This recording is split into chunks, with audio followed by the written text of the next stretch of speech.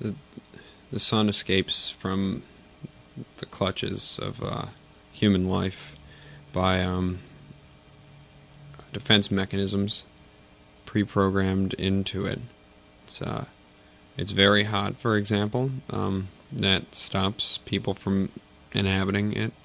There's there's a big lack of natural resources. There's no water to speak of, nor any oil.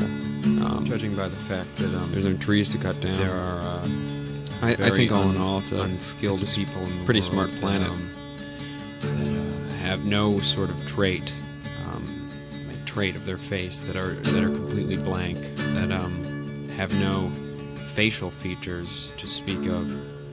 There are a considerable amount of jobs for these people who have no recognizable facial features, who have no nose or any eyes or any lips, a mouth, a chin, an ear. Excuse me. But there's something to be said for the existence of nukes. The rate they evolve at is pretty astounding. Their genetic makeup is made up of mostly protein and bone matter. There's lots of atoms to them. They're very slithery. They can get under most rocks with the greatest of ease.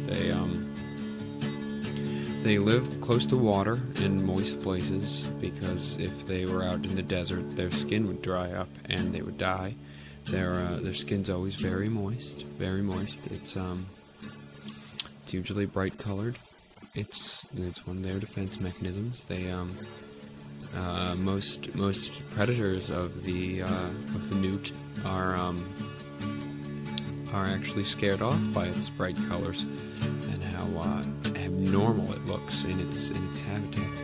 It's like you'd imagine that they'd be very dark, like if they were hiding under rocks or in stream beds, but they're usually very bright colored. And when, say, a wolf comes up to drink out of the stream that they live in, they will see this strange creature. Wolves are colorblind, obviously, but they will notice that it's very, very much lighter than the rest of the creatures it comes in contact with every day. And even though it's smaller, it will be very afraid of the brightness of this strange creature that's right next to its face as it's drinking. It's drinking just a little bit of water, because it's been running all morning, and just a little bit of water, and it looks down past its nose and it sees this white-gray, really bright creature moving towards it. And what would you do? You would obviously run. You would run. There's a definite feeling very small, odd, strange creature. You would run chest right now. And I would actually like to lift it, and actually just physically lift it off my chest, but it's more of a metaphysical angst, I suppose you'd call it, as I just did. And it's so deep-rooted that I can't do it alone. I just can't pull myself to destroy this evil. It's deeply rooted in my existence. There's a lot of anger, a lot of hostility. It's actually too chaotic for us to understand. There's a lot of carbon-based life forms. This overwhelming,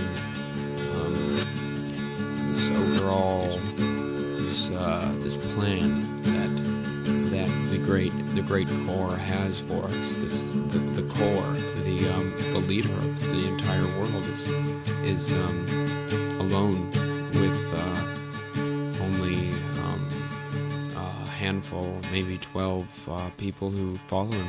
He's the core. He is the sediment. He's swift to judge. He's the leader.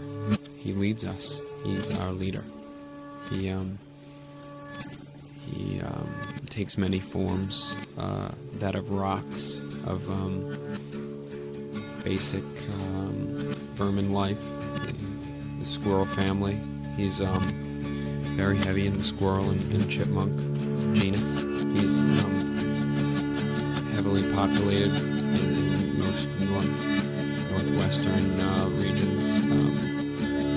Seattle, Washington is a very large gathering of him.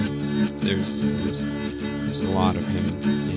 We must digress back into our former selves. Whereas to rediscover what it means so much Northern California, most definitely, and there's plenty there. Ultimately, he's heavily populated over the earth, and it's not his stand feeling to actually stop him, destroy him.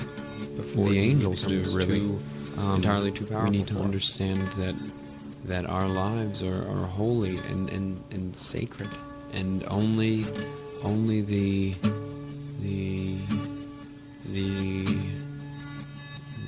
final days of our lives will be accredited for anything.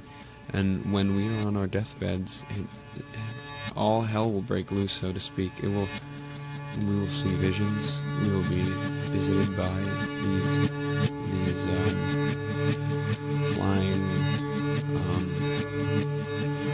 for lack of a better term, demons. We'll be visited by them, and we will see them all around us, and we will see the battle.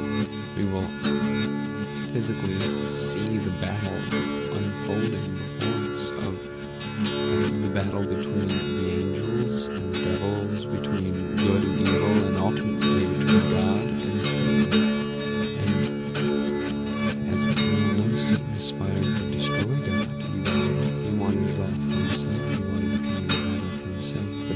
But God put him down, and he brought him to the pit, and he threw him in. But the devil still roams the earth. The pit was the earth. The devil roams the earth, this pit, and feeds upon all the people in the planet.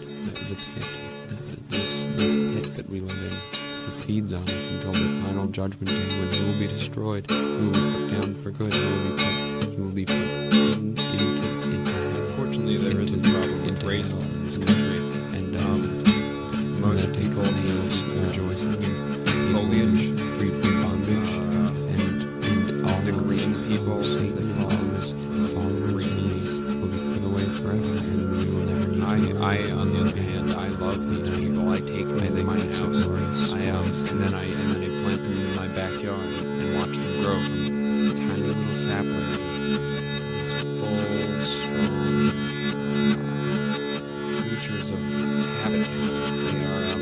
They hold things dear to them. They hold whole families of creatures, and insects, and birds. There's such a deep feeling from these people who are people with arms and legs, who take root in Mother Earth, and they grow so straight and tall, and I get so emotional when I speak of them.